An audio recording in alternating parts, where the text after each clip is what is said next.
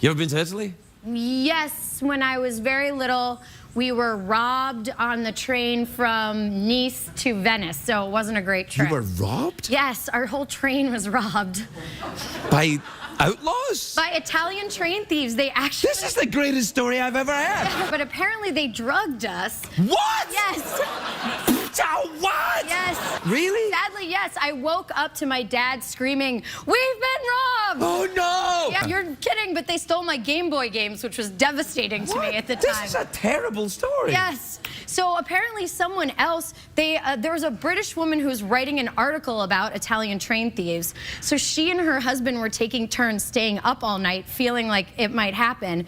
So the guys came into their compartment, grabbed their suitcase, and her husband chased the train thieves down the hallway, and they're rifling through the bag as they're running, and they go, "Oh, you don't have it." I can't do an Italian accent. Pretend it's an Italian accent. "You don't have anything great," and threw it back. He didn't pursue them further, but yeah, they robbed our whole train. How did they administer the drugs to get you to fall asleep? They said, this sounds ridiculous, but it's true. They said they apparently sprayed something in our room that made us all knock out and not wake up because, oh, they were also in cahoots with the train conductors. So they had the keys. I didn't even see that coming. I know. I didn't even see it coming. I know. They had the keys to all of our train compartments. Oh, no. Yes. We really should do a movie about this. On Yahoo, screen. Yeah, on Yahoo. When I was 12, my parents divorced, and it was a bad time. And my brother Never and a good time when people get divorced. Never a good time. It's hard. And we were sent off to live with our grandparents, and he had a little gentleman's farm. And you know, we had chores to do. Right next to us was an egg ranch, and we would get we were eggs, and we worked on this egg ranch, and then our grandfather was a German descent, real tough guy. Does he talk like this? He talks like this. "What the hell are you doing? Let me show you what the hell we do here." So he was like, he wanted to teach us a life lesson, so we were going to slaughter chickens. Oh, that's not good. And so there's a block and there's a hatchet, and he chops the head off and he holds it, and it's shaking, and the blood is going into the blood bucket. And then once that's done, he tosses it into the big bucket. You're a dark dude. Oh God! I'm 12, and I'm looking at this, and I'm frightened. Of course. And he does about 8 or 10, and then he gives it to my brother, and my brother, who's 14, has to do it. And he's got the chicken. He's shaking. I could see him on the chopping block, and he goes like this, and he turns his head. And it goes right into the comb of the chicken. Lets it go, and the chicken like this. You're a dark. I'm not advocating this at all. My grandfather, "What the hell are you doing there? Let me show you." And it goes like this to me, and I go. I take it and I go, "Okay, first take the chicken by the legs, make sure the wings are down, and then transfer it so you have it in one hand. Pick up the hatchet. By God, I'm going to do this. I'm going to do this. I'm going to do this." Boom! I did it. Oh. The head goes plop, and then I put the chicken over the blood bucket, and I think, oh, I got to put down the hatchet. And as I'm thinking of where I'm putting down the hatchet, the wings from the chicken got loose from my hand, and I dipped it down too far into the blood bucket. Oh. And now it's like,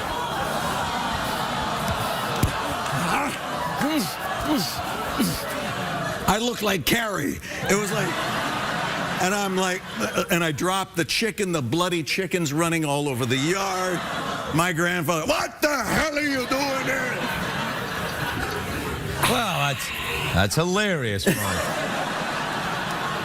We had the hardest time when we got married and we went in to, get his green card. Yeah. They gave us the hardest time in the world. That guy was staring at us, and it didn't look good either, because he'd say, like, "So, you don't have the same mailing address." "Well, no, we don't, because..." Oh, maybe he thought you were trying to, Yes, and he said, "And you're an actress?" And yeah.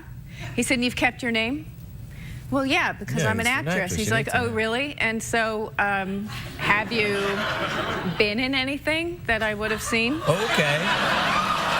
Yeah, he wasn't buying it. And I said, Really? well, I started getting nervous. And I said, "Well, I'm on a TV show that..." He said, "Oh, really? Well, what's that called?" I said, "Well, it's called Friends." And he's like, "Oh, really? You're on Friends? And who do you play?" Wow. Well, I play the character's name is Phoebe. And he went, "Oh." Oh, yeah, really? And he had had 3 observers that were learning how to do his job in the room, and they were all like, oh, like all the time. And then he was really nice, and he was very apologetic, and you know. Yeah. I was down in Nashville recently. You ever been down there? I used to live in Nashville. No way. Yeah, as a matter of fact. I lived in Nashville twice and went to high school. This is where my love for traditional country music comes into. Yeah. So, really quick story. Right there on Broad Street where Tootsie's is and all those country bars. Right, yeah. Right? The very first car that I was able to buy when I was 15, I was hanging out in the bars, which I shouldn't have been doing when I was 15. Yeah, absolutely. Right? You know how it is. Yeah. Bought my first car from a crackhead on Broad Street. Really? Yeah. And I was How'd that 15 work years out? old. Well, I was 15 years old. I had my license because in Hawaii, we were able to get our license when we were 14. Right. So I was there. Crackhead came in. Hey, do you guys want to buy a car? I said, yeah, how much? He goes, well, what do you got? I said, I'll give you 75 for it. He's like, okay. And I said, well, I'll only give you 30 now, and I'll come back and give you the 45 in about an hour. He's like, okay. Nice. Right? You know. Yeah. Come on. Another Come on. one. Yeah. So me and my buddy take it. We take the car. We're driving down the highway. It was one of those. It was 1970-something Thunderbird, with a big body and a big back seat that has a big floor. Right. So as we're driving, we hear some rustling in the back. Uh-oh. We look back there. There's another crackhead passed out on the floor. True story. So we pull over and he's like, yeah, you got to get out. And he goes, oh, where's my buddy? I was like, I don't know. Well, we just bought this car. You got to get out of here. So he gets out. Next day, I go to put gas in the car. No papers, nothing. The car's probably stolen. And the crackhead didn't give me the gas key. Oh, man. Don't you hate that? So I had left it in a Burger King. But that is my Nashville, one of my Nashville stories. Well, I bought a hat. That was it. That's it. All right, let's get out of here. Tell me about Top Gear. You were going to tell me about Top Gear.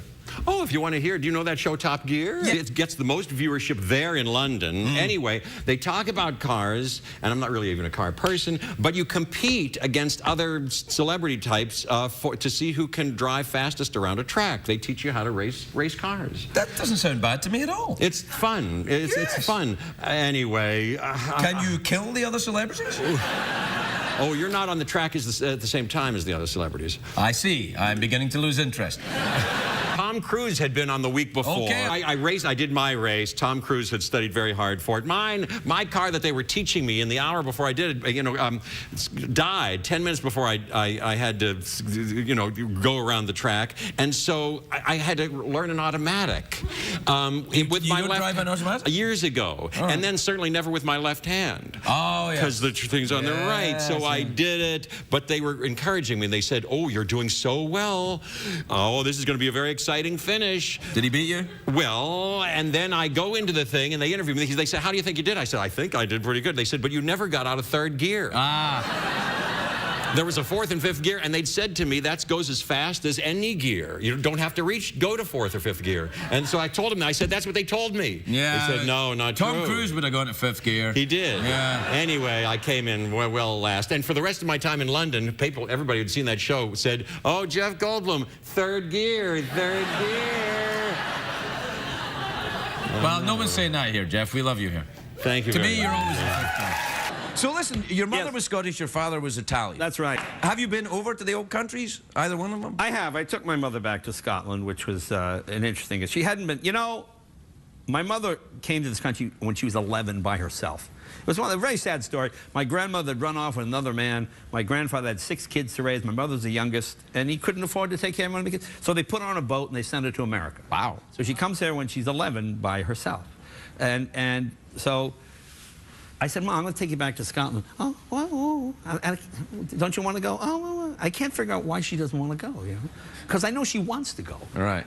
So it turns out my father, who was a prize fighter, very loud Italian guy, he took my mother down to get her citizenship papers. And to become a citizen, if you had more than 5 questions wrong, you didn't pass. Wow. So my mother got 5 questions wrong, and the 6th question was, what is the U.S. Constitution? And my mother said, it's a boat. And the judge said, well, you fail. My father said, what? It's a boat. It's in Boston Harbor. It's a boat. No, It is a boat. So my father argued with the judge. The judge went, oh, fine. Get out. You're sick. Get out. So 60 years go by. And my mother is afraid that the judge has put a note somewhere in Don't let her back in. So I take her down to get her passport, and she's shaking like this. And finally, I go, Ma, what's the matter? Well, I'm afraid that... And she tells me this story. And I go, I think you're fine, Ma. Yeah, oh, dear. The trajectory, I tell you a young man story. You know, my older brother, Pat, got his first motorbike. Yeah. My dad's out with a bunch of friends at a ranch in Texas. It's getting late. One guy's 6'6", and they're talking about who could be the highest, right? Right. Guys on their own. That's what you're talking about. I know. What do you do when you go up there? Oh, nothing. You know, wow. So my dad says he sees this little motorcycle over in the corner, and he says, he goes, I'll bet you that motorcycle that my son can pee over your head to the guy who's 6'6" and 6'6". And I go, no, there's no way. Well, Dad leaves the ranch, drives an hour and a half back to our hometown, wakes my brother up who's sleeping, and his tidy whities. What do you do when you're 8 years old and you get up at 2 in the morning? You want to go pee? Pop's like, no. Come on, puts him in the truck, drives him an hour and a half back. The guy gets up there, puts the mark on the wall, and my little brother gets up and goes, wow! Drove home with his first motorcycle. That's fantastic. Yeah, that's true story. That's when you were doing stuff with all those guys and that thing, you know. I knew a few of those guys. Yeah. That's what I'm saying. I did a favor for one of them one night. Uh-oh. Oh, yeah, this is a true story. I did a benefit for a guy named Boom Boom Giorno. And you do a favor for a guy called Boom Boom? No, it was for the Boys Town of Italy. Okay. And at the end of the evening, I was the MC. Boom Boom was walking me to my car, and he says, you did a good job, kid. I says, thanks, Boom Boom. He said, listen, when I talk to the guys, we owe you a favor. I says, Boom Boom, I don't need any favors. He says, we don't like to owe favors. Oh. So I said, you don't like to owe favors? No, we don't like to owe favors. What can we do for you? I said, well, what do you got in mind?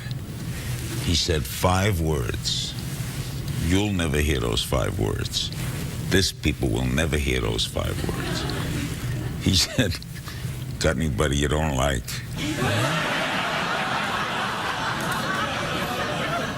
Do you have a number for Boom Boom? Tell you the truth, the first thing you think of, if that's ever said to you by a member of the mafia, is names. Yeah, I know. I thought of the I thought of a couple right there. I thought of the general manager at Channel 4 where I was working. I saved his life that night. Yeah? And finally, he said, well, we got to do something for you. So I said, okay, you like horse racing? I said, yeah. He says, okay, we'll be in touch. And I get a call one morning, a strange voice just said, apple tree in the 3rd today at Hialeah. Oh. Ooh. I took all the money I had, I go out to Hialeah, put it all on apple tree. Horses are going in the gate. I said to myself, there were 3 sure things in life. Death, taxes, and apple trees. I had, in all honesty, I had my most embarrassing moment on the set of that movie a couple weeks ago. Till now. Until now, obviously. But I find that at work, much like you, I'm rarely caught off guard. Like, you can kind of work through any joke, and sometimes I feel like I make a living embarrassing myself. And towards the end of the film, I play a publicist, and I'm giving my brother a wedding gift, and I'm supposed to introduce Hall & Oates. And I say, I had a tough time deciding what to get you, but then I found the perfect gift. Ladies and gentlemen, Daryl Hall and John Oates. So on the day, I have the entire cast in front of me, Daryl Hall, John Oates right behind me. The real ones? As if they were here. Oh, yeah, the real ones. Oh, wow. I get up stage and I say, you know, it took a long time to figure out what to get you guys for your wedding, but then I thought, the perfect gift. Ladies and gentlemen. Oh, no! Completely blanked on where I was, what I was wearing. I mean, no idea. Completely forgot their names. I mean, they're music icons, Craig. Even you know that. Yeah, too, yeah. What are you, little? No, believe it or not. I mean, I had a lot of Diet Coke, yes. Okay. But the thing was, because they're not Hall & Oates, they like to go by their first names, so Daryl Hall and John Oates. And all of a sudden through my head, I was going, Dick Hall, Mickey Oates, Ron Hall, Jimmy Oates, and I was going through all these things in my head, and I couldn't, and I was looking at my cast, completely caught off guard, and they're all whispering it to me. So finally, I yelled the name, run off stage, and then I came home, and my boyfriend said to me, you know what you should have said? Ladies and gentlemen, Daryl Hannah and Quaker Oats. Yes. Yes. I know, right? Yeah. But it won't be in the movie, but I do kind of hope that it will be on the DVD extras somewhere. My most embarrassing moment, because it's just utter fear.